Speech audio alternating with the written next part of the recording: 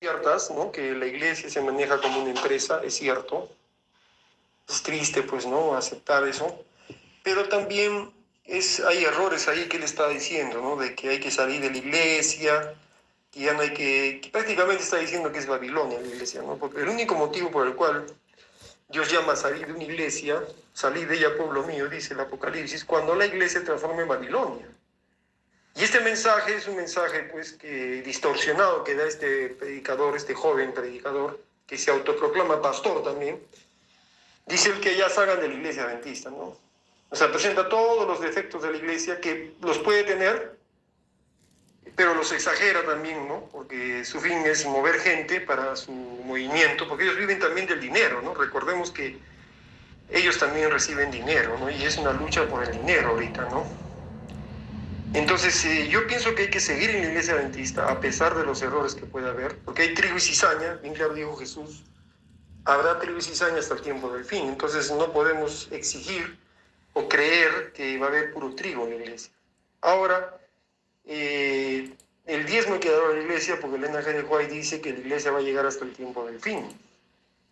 Nosotros, si no damos el diezmo a la iglesia, estamos demostrando que no tenemos fe en los escritos de Elena G. de White. Y ahí dice, la iglesia puede parecer que está por caer, pero no caerá, seguirá en pie. Ellos malinterpretan esos versos de Elena G. de White, esos párrafos, para decir, no, la iglesia somos nosotros, los fieles, ustedes no son la iglesia. O sea que ellos dicen, no, ahí se refiere a los fieles, dicen, no se refiere a la organización, dicen, ¿no? A la corporación, dicen, ¿no?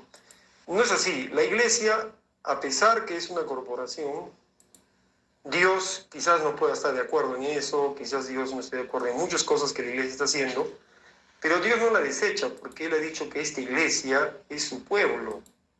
A pesar de eso hay pastores también que predican la verdad, hay pastores que predican el error, hay pastores que predican la verdad. O sea, está mezclado. Ya Jesús lo dijo, habrá trigo y cizaña juntos hasta la siega final. Habrá vírgenes prudentes y vírgenes insensatas. En todos los niveles de la iglesia existe ese dos tipos de personas. No puede existir una iglesia que sea toda pura virgen prudente o sea puro trigo. No existe eso.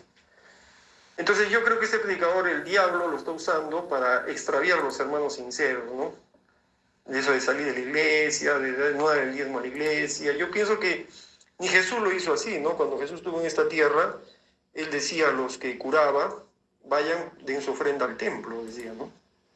Incluso él decía, si tú estás enemistado con tu hermano y vas a dejar la ofrenda al templo, primero amístate con tu hermano y luego corre, da tu ofrenda al templo. Entonces él en ningún momento estaba en desacuerdo, diciendo no den dinero a los del Sanedrín o no den dinero a los sacerdotes del templo. Inclusive Jesús les dijo, ¿no? Habéis convertido la casa de Dios en un mercado, ¿no? Pero Jesús en ningún momento él agarró y dijo pues que no den la ofrenda ni el diezmo al templo, ¿no? En ningún momento dijo eso Jesús, a pesar que ellos le iban a entregar a los romanos, le iban a crucificar, incluso con el dinero que pagaron a Judas, los sacerdotes, era dinero del diezmo, ¿no? Porque los sacerdotes no trabajaban, entonces ellos no sacaban dinero de las ofrendas y del diezmo del templo. Y con ese dinero santo, separado para Dios, lo utilizaron para pagarle a Judas. Y Jesús sabía todo eso. Pero Jesús en ningún momento dijo, no den su ofrenda ni el diezmo a los sacerdotes porque son unos hipócritas, me van a crucificar, con esa plata van a pagarle a Judas. En ningún momento Jesús habló de eso, ¿no? Entonces, tenemos que respetar las cosas. Ya en la antigüedad, por ejemplo, el pueblo de Israel manifestó ciertos grados de apostasía, por ejemplo, en el tiempo de Salomón, ¿no? En el tiempo de David. David mismo se equivocó muchas veces, fue homicida, fue adúltero, pero no por eso ya no se debe dar el diezmo a la iglesia, al templo, ¿no? En el tiempo de Samuel vemos ahí, ¿no? Como el sacerdote, ¿no? Que había ahí, Elí, era muy blando, cometió errores con sus hijos, pero a pesar de eso Dios seguía sosteniendo el templo, ¿no? O sea, no podemos nosotros decir, ya no hay que dar la ofrenda ni el diezmo al sacerdocio, ¿no? ¿Por qué?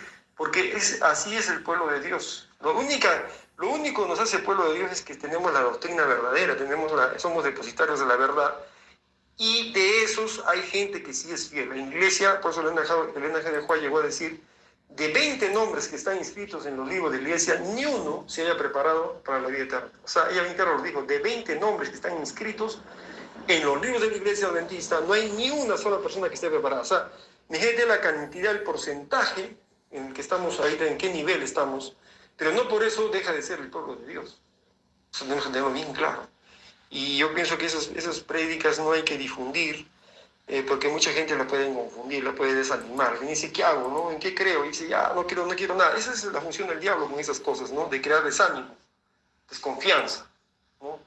Recordemos que cuando Dios les dijo a los discípulos, suban al lago, al bote, a la barca, cuando fueron y hubo una gran tormenta y parecía que el bote se iba a hundir, los discípulos estaban asustados. Decían, Señor, sálvanos que perecemos. Pero si Jesús fue el de la idea de subir al bote, entonces no podía hundirse ese barco, por más que la tormenta se levantara, y Jesús estaba en ese barco, no podía hundirse.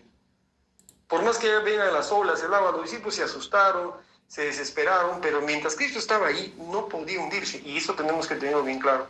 Dios está en su iglesia. El hermano Juan dice, Dios está conduciendo en su iglesia y Él va a enderezar lo que esté torcido.